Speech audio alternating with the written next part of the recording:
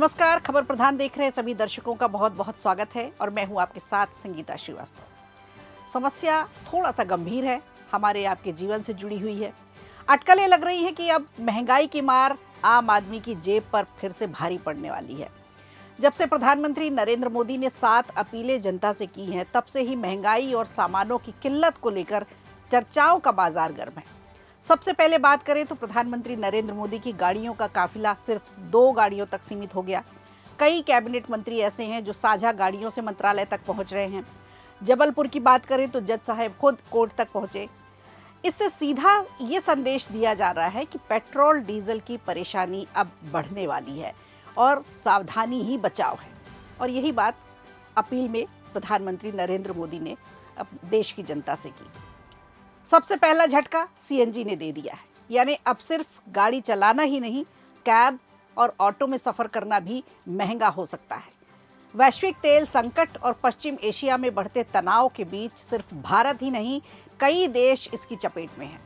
सरकारी कंपनी महानगर gas limited यानी एमजीएल ने सीएनजी की कीमत में 2 रुपये प्रति किलो की बढ़ोतरी की है। नई कीमत आज यानी 14 मई 2026 से लागू भी हो गई है। मुंबई, ठाणे, नवी मुंबई और एमएमआर के दूसरे जो इलाके हैं वहाँ पे सीएनजी 84 रुपये प्रति किलो अब मिलेगी। इस बढ़ोतरी के बाद माना यह जा रहा है कि आने वाले दिनों में ऑटो और कैब का किराया भी बढ़ सकता है, यानी आम आदमी पर महंगाई की डबल मार पड़ने वाली है। आम आदमी की मुश्किलें बढ़ती नजर आ रही हैं। देश में बढ़ती महंगाई के बीच अब सीएनजी की कीमतों ने भी लोगों की चिंता बढ़ा दी है। कंपनी का कहना है कि गैस के दाम लगातार बढ़ रहे हैं, कच्चे तेल की ऊंचे कीमतें हैं, रुपए की कमजोरी है और पश्चिम एशिया में लगातार बढ़ता हुआ तनाव इन सब चीज़ों की वजह है। और आपको ये भी बता दें कि ये महंगाई सिर्फ हमारे देश में नहीं बढ़ रही है, बल्कि कई देश ऐसे हैं जहां इन दाम पहले से ही बढ़ाए जा चुके हैं। अमेरिका में तो 60% बढ़ोतरी डीजल और पेट्रोल में पहले से ही की जा रही है। कई देशों में तो एनर्जी लॉकडाउन भी लग चुका है। एमजीएल के मुताबिक वैश्विक ऊर्जा सप्लाई चेन भी इस समय काफ़ी दबाव में है, जिसके कारण लगातार तेज़ी और लागत बढ़ती जा रही है। एमजीएल के एक अधिकारी ने बताया कि बुधवार आधी रात से नई दरें लागू कर दी गई हैं। इसके बाद अब मुंबई और आसपास के इलाकों में सीएनजी की कीमतें 84 रुपये प्रति किलो तक पहुंच गई है। इस बीच प्रधानमंत्री नरेंद्र मोदी ने भी देशवासियों से ईंधन बचाने की अपील की है। उन्होंने कहा कि मौजूदा हालात में पेट्रोल, डीजल और गैस का जो गैर ज़रूरी इस्तेमाल है उसे ना किया जाए।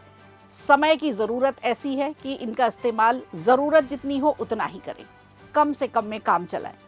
प्रधानमंत्री नरेंद्र मोदी ने दफ्तरों और कंपनियों से भी ये कहा है कि जहां तक संभव हो सके वहां फिर से वर्क फ्रॉम होम जैसे विकल्प को चुना जाए। और उन्होंने याद भी दिलाया कि कोविड काल में भारत ने ऑनलाइन मीटिंग्स की थी, वर्चुअल काम को सफलतापूर्वक अपनाया भी गया था। अब इस तरह से जो महंगाई बढ़ रही है, इस बढ़ती महंगाई का असर पूरे देश में हो रहा है, हर राज्य में हो रहा है।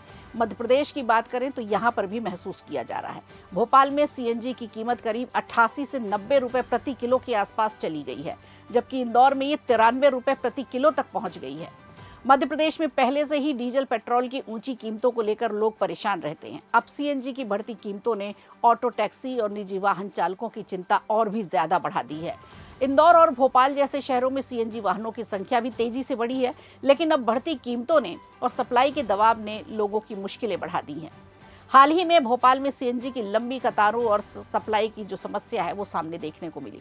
यानी साफ है कि पश्चिम एशिया का तनाव अब आम आदमी की सीधी जेब पर असर डाल रहा है और हालात अगर ऐसे ही बने रहे तो आने वाले दिनों में महंगाई का ये स्तर आग में घी डालने वाला असर और भी बढ़ा सकता है। अब सवाल ये है कि हमें क्या करना चाहिए? इस वैश्विक संकट में आम जन को कैसे इस समस्या से निपटना चाहिए? आपके पास कोई उपाय है? क्या हमारे दर्शक प्रधानमंत्री की अपील से सहमत हैं? हाँ या ना में जवाब आप ज़रूर हमें कमेंट बॉक्स में जाकर बताइएगा। वीडियो अच्छा लगा हो तो लाइक कीजिए, शेयर कीजिए और कमेंट बॉक्स में हमें ज़रूर बताइए।